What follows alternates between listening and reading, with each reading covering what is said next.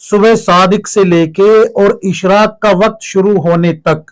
آپ کوئی بھی نفل نماز نہیں پڑھ سکتے۔ صبح صادق کہتے ہیں جہاں پر فجر کا وقت شروع ہوتا ہے، عشاء کا وقت اور تہجد کا وقت ختم ہو جاتا ہے،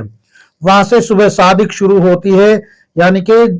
فجر کا وقت شروع ہو جاتا ہے، وہاں سے لے کے اور اشراق کا وقت جہاں شروع ہوتا ہے، اس وقفے میں آپ کوئی بھی نفل نماز نہیں پڑھ سکتے۔ اسی طریقے سے اگر آپ نے عصر کی فرض نماز پڑھ لی تو اس وقت سے لے کے اور سورج چھپنے تک، سورج غروب ہونے تک